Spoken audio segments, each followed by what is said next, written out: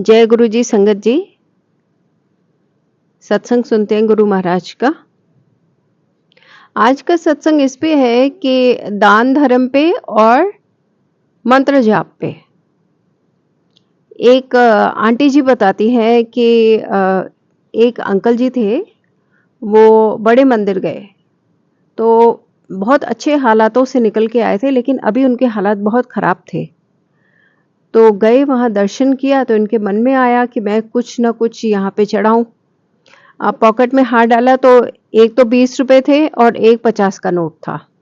अब इन्होंने सोचा अगर मैं 50 चढ़ाऊंगा तो मैं वापस कैसे जाऊंगा, और अगर मैं 20 चढ़ाता हूं तो मेरे हिसाब से बहुत ही कम है।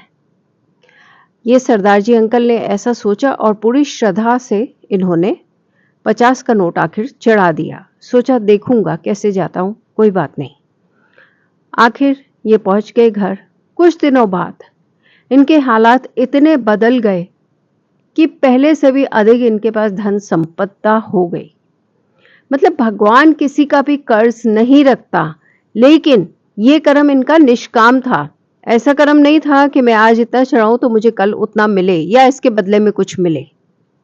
तो गुरु ने भी पूरी कृपा की कि इनके हालात बदल गए। दान धर्म, गुरु भी कहते हैं, गुरु जी भी, कि जितना हो सके दान धर्म करना चाहिए, सभी धर्मों में भी है।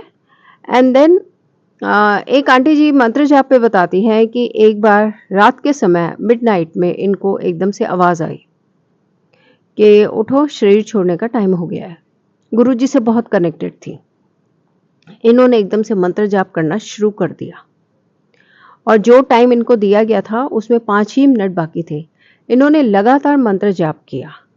मंत्र जाप की महिमा देखिए कि लगातार ये मंत्र जाप करती गई 15 मिनट तक, और 15 मिनट तक मंत्र जाप करने से ये हुआ कि वो जो वक्त था जिसमें इन्हें शरीर छोड़ना था वो चला गया।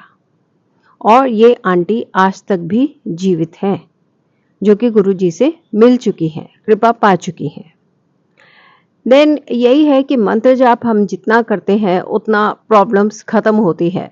जल प्रसाद की भी बहुत महिमा है। जैसे कि हम एक सत्संग में सुन चुके हैं कि एक अंकल जी जो जीवित नहीं थे, अभी कुछ ही टाइम हुआ था, आधा घंटा के करीब, तो ये जल प्रसाद बड़े ही श्रद्धा से एम्पायर स्टेट से लेके गए और उनके मुख में डाला और वो जीवित हो गए।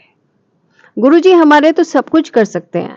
या हमें वो भी याद आता है कि एक बार एक अर्थी को ले जा रहे थे लोग, गुरुजी ने रोका और वहां से गुरुजी जा रहे थे और उन्होंने जल मंगाया और उस जल से छिड़काव किया, और जिसका वो शव था वो युवती एकदम से उठ के खड़ी हो गई, जीवित है, और बड़े मंदिर भी आती है और वहां पर सेवा भी करती है। तो जो कोई भी नहीं कर सकता वो कौन कर सकता है? सिर्फ हमारे भगवान, हमारे गुरुजी।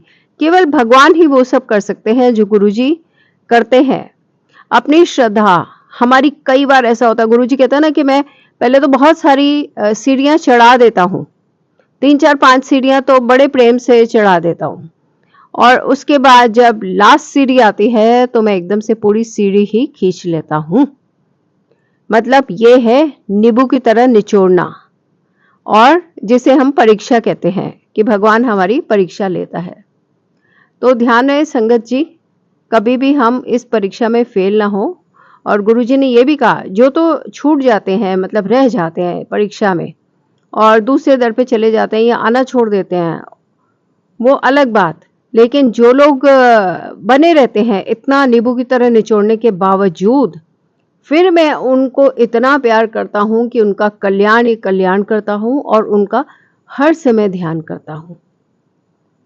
ऐसे हैं हमारे गुरुजी महाराज। कितना भी हम दंडवत प्रणाम कर लें, नमन कर लें, शुक्राने कर लें, सब कम है। सृष्टि के मालिक के आगे तो सब कुछ ही कम है। फिर भी अपनी तसल्ली के लिए करते हैं दंडवत प्रणाम और सब मिलके कहते हैं जय गुरुजी, शुक्राना गुरुजी महाराज का।